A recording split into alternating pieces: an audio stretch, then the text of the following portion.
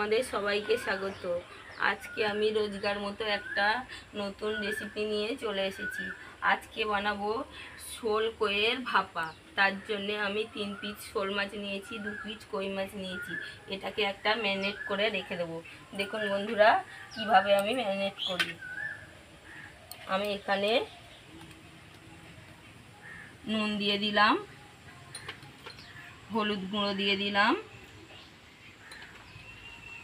আর লাল লঙ্কার গুঁড়ো দিয়ে দিলাম। আর এখানে আমি পেঁয়াজ আর আদা বাটা নিয়েছি, সেটা 1 চামচ দিয়ে দিলাম। আর দেব সরিষার তেল।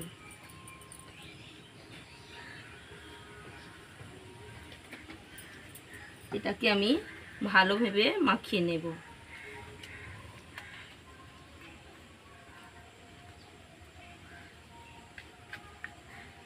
এইভাবে মাখিয়ে আমি 10 মিনিট রেখে দেব।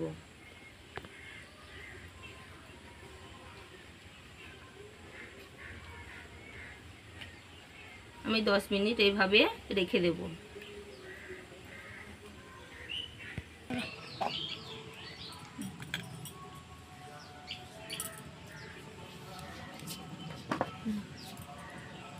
দেখুন বন্ধুরা, এবারে আমি এই শোল কইয়ের ভাপা বানানোর জন্যে আমি এখানে সর্ষে আর পোস্ত বাটা নিয়েছি।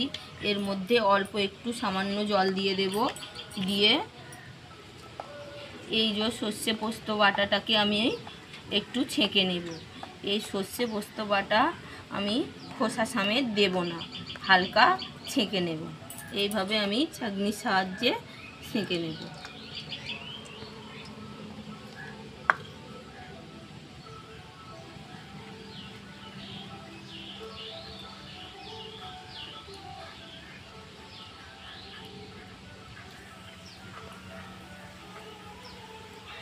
খোসাগুলো মুখে লাগলে একদম ভালো লাগে না, ওই জন্যে আমি খোসাগুলো বাদ দিয়ে দেব।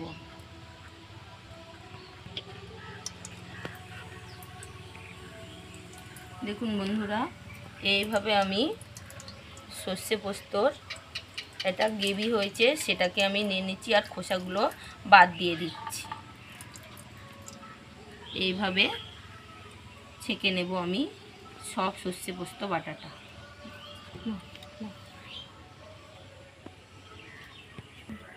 দেখুন বন্ধুরা, আমার এই সর্ষে পোস্ত বাটাটা আমি এইভাবে ছেঁকে নিয়েছি একটা ছেঁকনির সাহায্যে।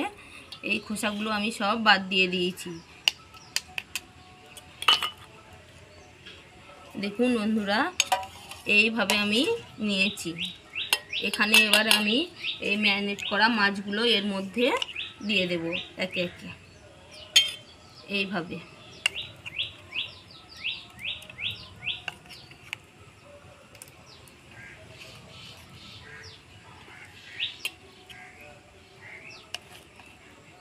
আমার এখানে কই মাছ শোল মাছ 2 রকম ছিল বলে আমি একসাথে এই কই আর শোলের ভাপা করছি।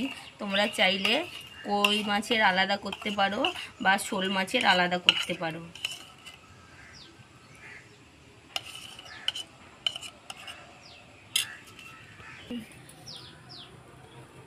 দেখুন বন্ধুরা, আমি এখানে কাশ্মীরি লঙ্কা নিয়েছি, এটা একটু এখানে দিয়ে দিলাম। আর একটু সামান্য লবণ দিলাম, একটু চিনি দিলাম। আর এখানে জিরে ধনে আর গোলমরিচ গুঁড়ো নিয়েছি, এটা হচ্ছে ভেজে নিয়েছি, এটাকে এর মধ্যে দিয়ে দিলাম। দিয়ে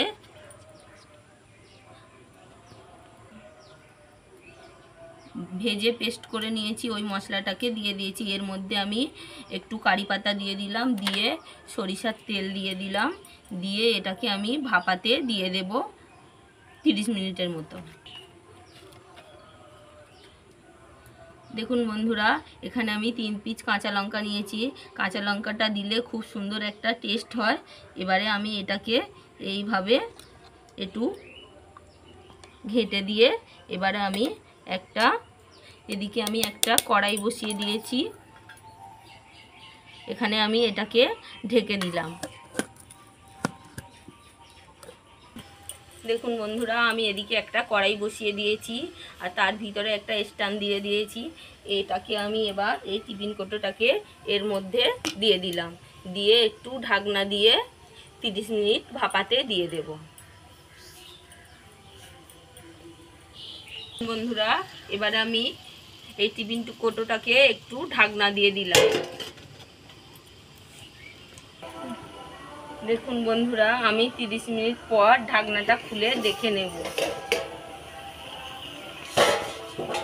দেখুন বন্ধুরা, আমার এই কই মাছ আর শোল মাছের ভাপাটা হয়ে গিয়েছে। আমি এবারে তুলে নেব, নিয়ে আপনাদের দেখিয়ে দেব কেমন হয়েছে।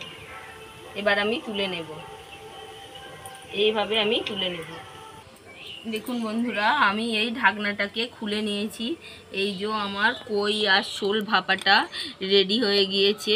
আমি এবারে এর মধ্যে নামিয়ে নেব। দেখুন বন্ধুরা, কত সুন্দর হয়েছে। এইভাবে বাড়িতে বানিয়ে খেয়ে দেখবেন, খুব সুন্দর হবে। দেখুন বন্ধুরা, মাছগুলো সব সিদ্ধ হয়ে গিয়েছে। এখানে দেখুন কত সুন্দর হয়েছে।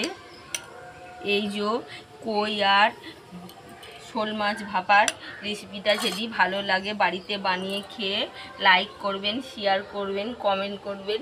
সবাই ভালো থাকবেন, আমার পাশে থাকবেন।